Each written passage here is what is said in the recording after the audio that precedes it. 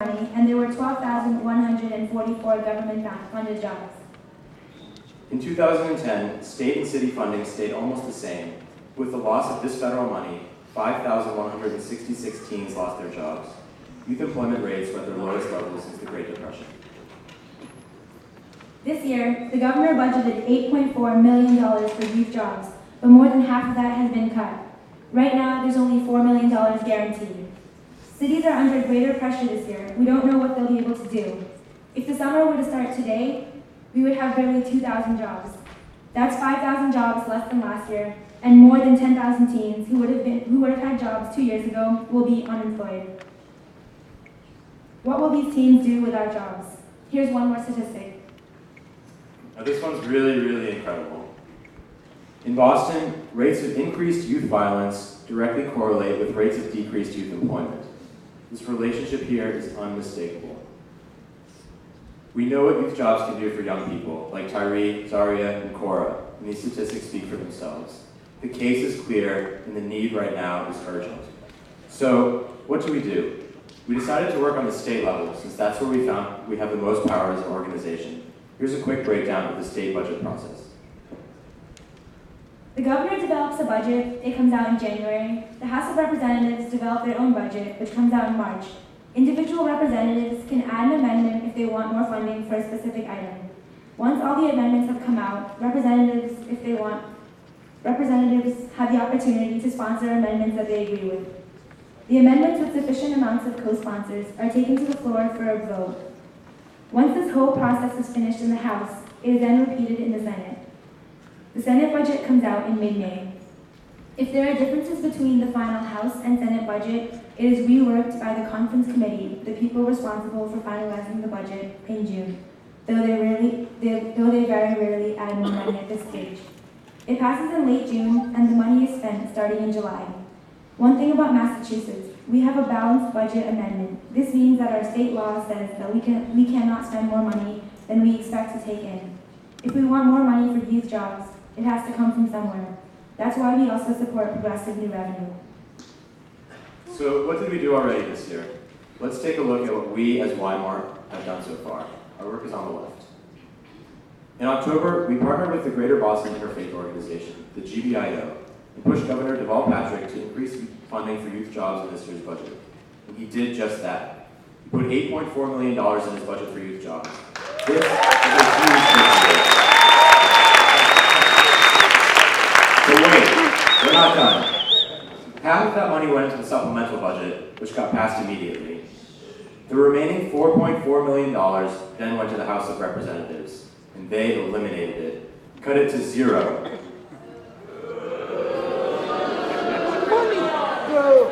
So what did we do? We all sprang into action. We went to our supporters and allies in the legislature and asked them to co-sponsor the youth jobs amendments to restore funding levels to $4.4 million. And we got 45 co-sponsors for that amendment. Yeah. That's more than almost any of the other 732 budget amendments. That's more than 1 in 4 state representatives. That's a lot of power. Here are their names on screen.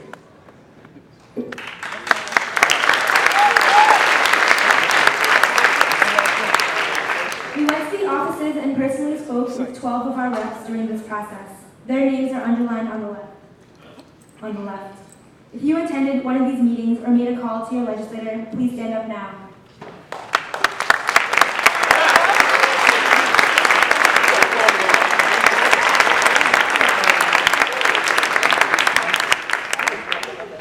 With the help of our pressure, the final House budget put $2 million back into youth jobs funding.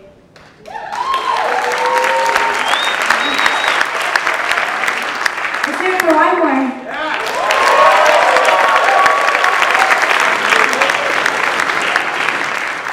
One representative who's been working with Weimar groups for 3 years is Representative Ruth Balser from Newton. We'd like to call Daquan Bradford and Ellie Wood to the stage to give her our Weimar Ally Award for her strong support of Weimar.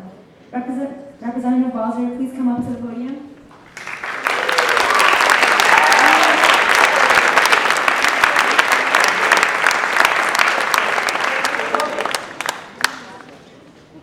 Hello, my name is Ellie Wood. And my name is Daquan Bradford. I'm a senior at Newton South High School. I organize with United Newton Youth, and I'm very proud to stand up here with Representative Ruth Balser. Back in 2009, I met with you with a group of my peers from United Newton Youth at the State House about a teen organizing action at Temple Emmanuel in Newton. At the event, you committed to supporting our Newton youth priorities. You were a strong ally then, and you are one now. Like Pema said, there was a list of names of the representatives who last year voted no, and a bunch of them were convinced to co-sponsor this year. Each of those names represented a victory for Wymore. At this time, I would like to present you, Representative Balser, with an award. This award reaches out to you, as well as each and every one of the representatives who co-sponsored the Youth Jobs Amendment this year. We are especially proud to have you co-sponsor as a representative from Newton, where youth jobs funding is not a main concern for your constituents. This confirms that you appreciate and understand our mission to stand for all young people, suburban and urban teens.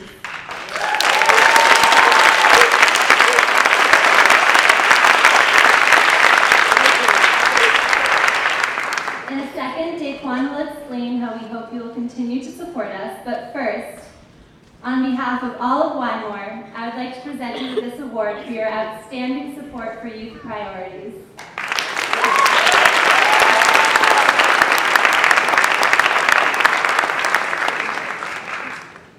Thank you.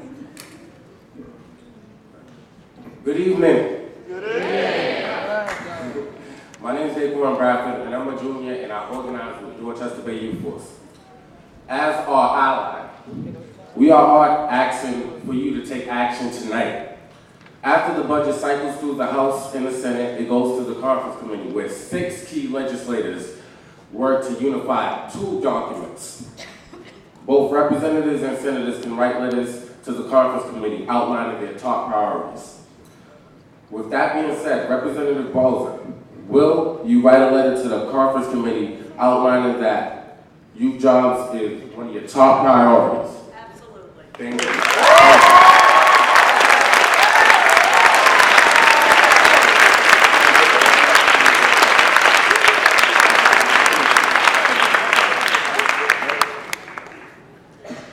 Thank you very, very much. It's a deep, deep honor to me to be recognized by this organization and to be considered a friend and an ally.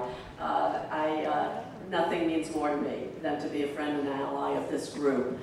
So I thank you very much for this recognition, and just to say hats off to all of you. Your actions make a huge difference. The reason our names are on that list as co-sponsors was because of you, because you came to me and to my colleagues.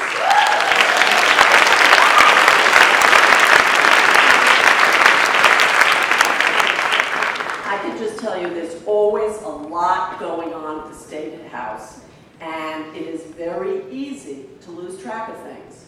And what Wymore does is you don't let me lose track of youth jobs. You came and you met with me, you came once, you came twice, you tracked me down as I was trying to get into the chamber, you were everywhere. And that's great, that's just what you want to do. You want to be everywhere, and you want to talk to us, and you want to tell us how important youth jobs is. So hats off to you, you're doing just what you need to be doing. Thank you.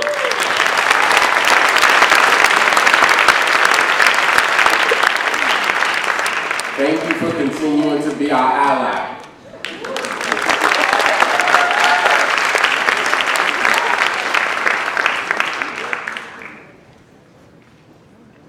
Wow, this is incredible.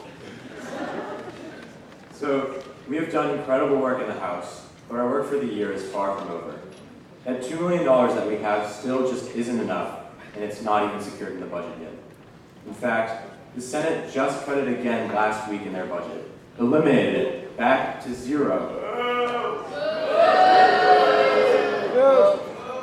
You all saw where that would leave us, so we rolled up our sleeves again.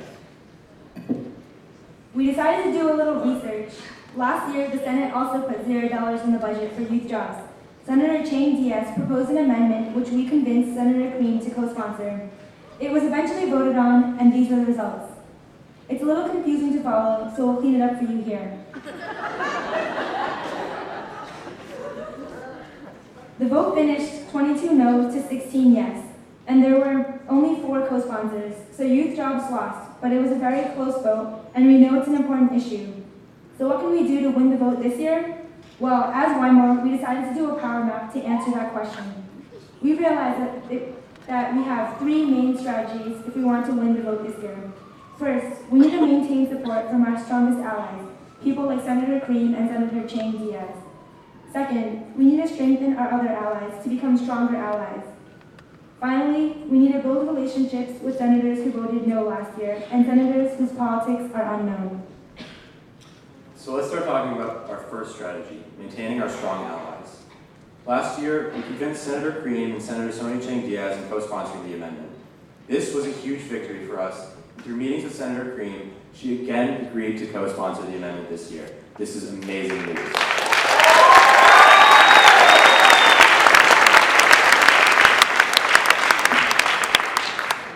Senator Chang Diaz has built her reputation working for young people and putting our priorities first, and for that, she has been a strong ally of Wymore and the Youth Jobs Coalition. Unfortunately, she had to withdraw from this event just a few hours ago because this is the very busiest time of the year for the Senate. The amendment process is finished tomorrow, and they start caucusing and voting on Wednesday. We're sorry to miss her. She's a strong ally, but you'll be happy to know that we'll finish 2 minutes earlier than expected. In Senator Chang Diaz and Senator Green, we have 2 strong allies. We want to take this moment to thank them for their support, and we can do that by filming a little message. So we're going to say something, and then we're going to pan to you guys. I want you all to be cheering as loud as you can. Okay. Thank you, Senator Green, and thank you, Senator Chang Diaz, for your support. We have some friends that would like to say hi and thank you.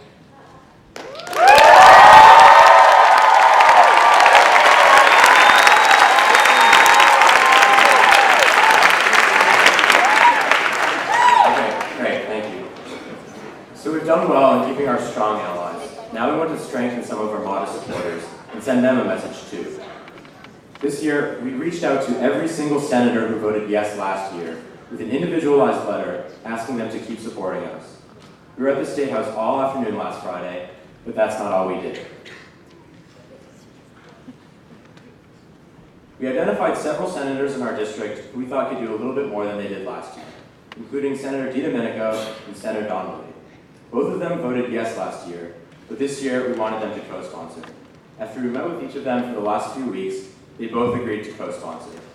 Thank you, Senator Donnelly, and thank you, Senator DiDomenico. Please keep working with your colleagues in the state and the Senate to support this important funding. Let's thank Senator Donnelly and Senator DiDomenico for their support.